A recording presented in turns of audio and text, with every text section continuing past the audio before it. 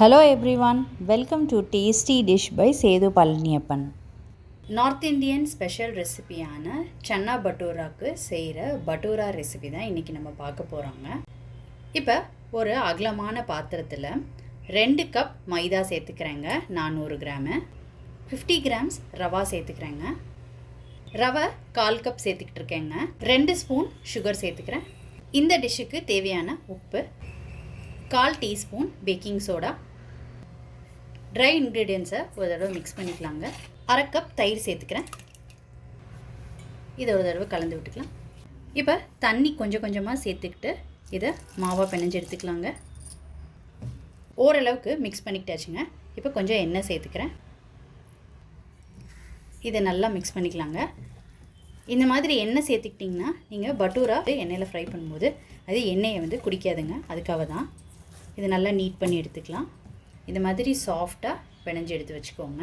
இப்போ மேலாப்பில் கொஞ்சம் எண்ணெய் தடவி விட்டுக்கலாம் காயாமல் இருக்கிறதுக்கு.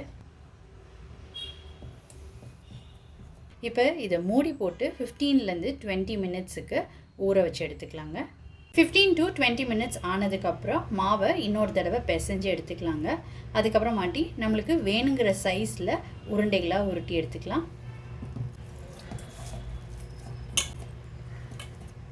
நமக்கு விருப்பமான சைஸில் உருண்டைகளாக உருட்டி எடுத்துக்கிட்டாச்சு.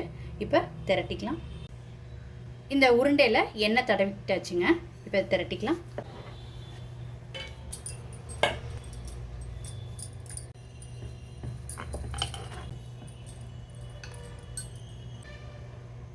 இப்போ ஃப்ரை பண்ணிக்கலாங்க.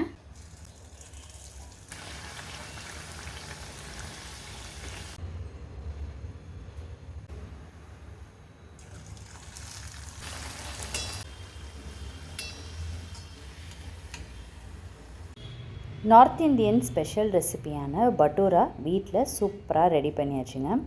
ஹோட்டல்ஸில் எப்படி கிடைக்குமோ அதே மாதிரி செஞ்சாச்சு. நீங்களும் இந்த ரெசிபி கண்டிப்பாக ட்ரை பண்ணி பாருங்கள். ரொம்ப சிம்பிள் அண்ட் ஈஸி ரெசிபி தான்.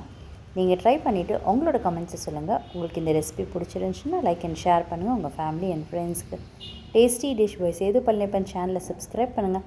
நோட்டிஃபிகேஷன் பெல்லை கிளிக் பண்ணுங்கள் for more videos. Thanks for வாட்சிங்.